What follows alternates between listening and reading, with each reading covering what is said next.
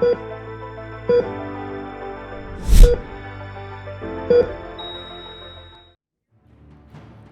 मैं हूं Pankaj Kumar. TV 9 digital platform पर आपका स्वागत है। आज हेल्थ क्लास में बात करेंगे कि कोरोना की पीक, कोरोना की तीसरी लहर कब तक।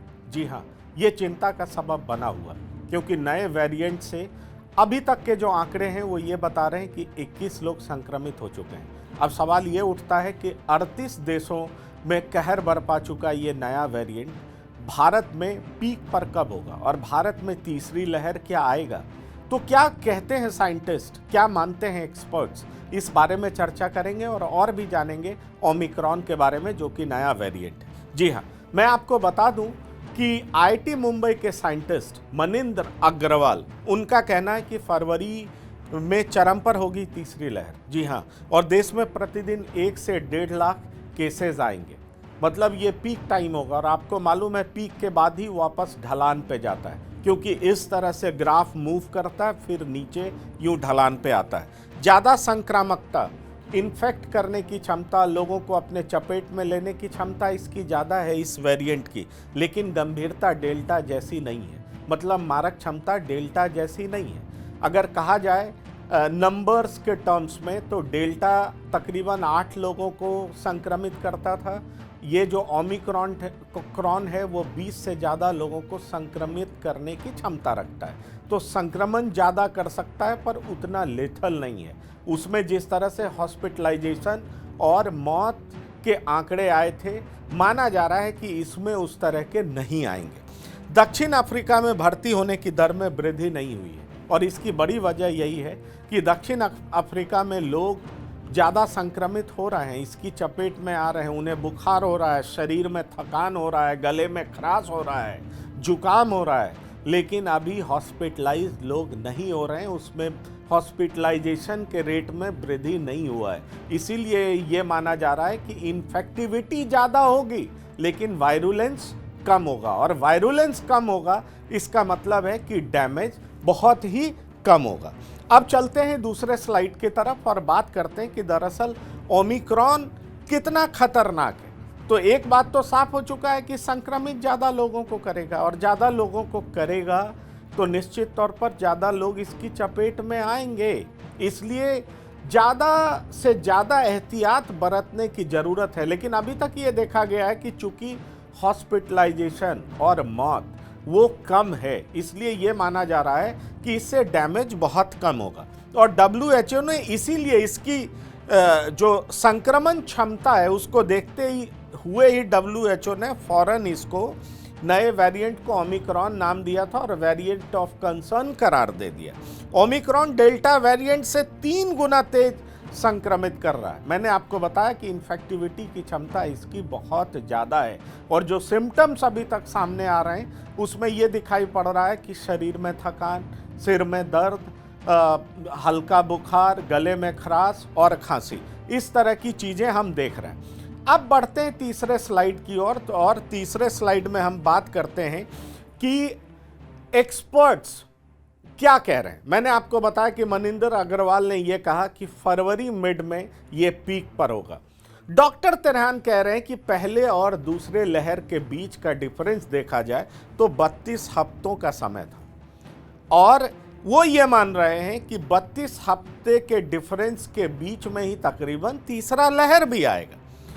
वो उनका कहना है कि नया वेरिएंट जनवरी के पहले या दूसरे हफ्ते में पीक पर होगा। नए वेरिएंट से जो लोग संक्रमित होंगे वो ये पीक पर ये मामला जनवरी के पहले या दूसरे सप्ताह में होगा, जबकि मनिंदर अग्रवाल जो आईआईटी के साइंटिस्ट हैं वो फरवरी की बात कर रहे हैं। और डॉक्टर तिरहान ये भी कह रहे हैं कि ये लहर फरवरी तक समाप्त हो जाएगी। वो कह रहे हैं फरवरी मिड में पीक पे होगा, ये कह रहे हैं फरवरी में समाप्त हो जाएगी, ऐसा कहना। और डॉक्टर तिरहान का मानना है कि चूंकि पहले और दूसरे लहर के बीच में 32 सप्ताह का गैप था, इसलिए ये जो तीसरा लहर आएगा ओमिक्रॉन की वजह से, उसमें भी 32 सप्ताह का गैप होगा, और इसलिए ये मिड जनवरी में आने की संभावना है। हम अब आगे बढ़ते हैं अगले स्लाइड की तरफ और बात करते हैं कि आखिरकार ये कितना संक्रामक है, कितना लेथल है, कितना डैमेज कर सकता है। तो मैं आपको बता दूं कि अभी तक जो साइंटिस्ट देख पा रहे हैं वो ये मान रहे हैं कि डेल्टा की तुलना में कम या ज़्यादा अभी कुछ नहीं पता है। जी हाँ, वजह यह है कि दुनिया के एक बड़े मेजॉरिटी को वैक्सीन दिया जा चुका है और ये अभी देखा गया है कि जो लोग वैक्सीनेटेड हैं उनमें री इन्फेक्शन हो रहा है और ये भी देखा गया है कि इसमें म्यूटेशंस बहुत ज़्यादा है। तो म्यूटेशंस बहुत ज़्यादा हैं तो क्या वैक्सीन कवच की तरह काम कर रहा है या वैक्सीन के कवच को ये जो नया वेरिएंट है वो इवेड कर दे रहा है, मतलब उसके नज़र से ये छुप कर निकल जा रहा है और लोगों को संक्रमित कर रहा है, और संक्रमित कर रहा है तो किस हद तक डैमेज पहुंचा रहा है ये अभी कुछ साइंटिस्ट का कहना है कि कुछ दिन और रुकना होगा ताकि पुख्ता नतीजे पर पहुंचा जा सके। मैंने आपको बताया कि SACEMA इनका कहना है कि संक्रमण का दोबारा खतरा, इसलिए जो लोग ये मान रहे थे कि हमने दोनों डोज वैक्सीन का ले लिया उनको कोई खतरा नहीं है, तो जी हाँ, ये बिल्कुल गलत है। ओमिक्रॉन के जो आंकड़े हैं भारत में भी 21 लोग संक्रमित हो चुके हैं। इन्फेक्टिविटी रेट डेल्टा से 3 गुना ज़्यादा है, इसलिए स्ट्रिक्ट प्रोटोकॉल अपनाने की ज़रूरत है। आप ये बिल्कुल मानकर चलें कि आप दोबारा संक्रमित हो सकते हैं, आपने दोनों डोज वैक्सीन लिया है तो भी।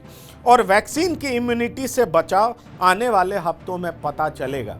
ये कुछ साइंटिस्ट कह रहे हैं कि अभी पुख्ता तौर पर कहना ये सही नहीं होगा, क्योंकि जितने म्यूटेशंस हैं उसकी वजह से हो सकता है कि इम्यून रिस्पॉन्स को ये इवेड करे, और क्या वाकई वैक्सीन भले ही डिग्री बचाव का कम हो लेकिन वो बचाव कर पाएगा या नहीं, ये पुख्ता तौर पर कुछ सप्ताह में पता चल पाएगा।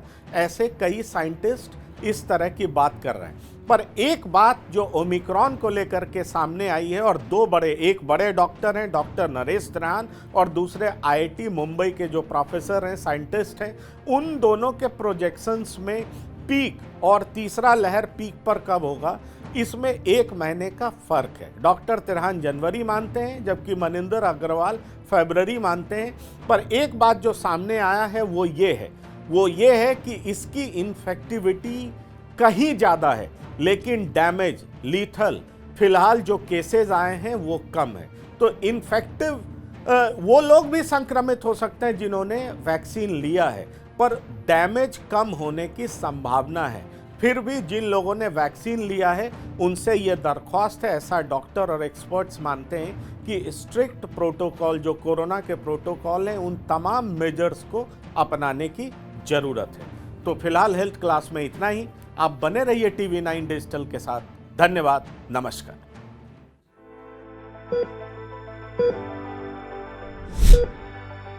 Thank you.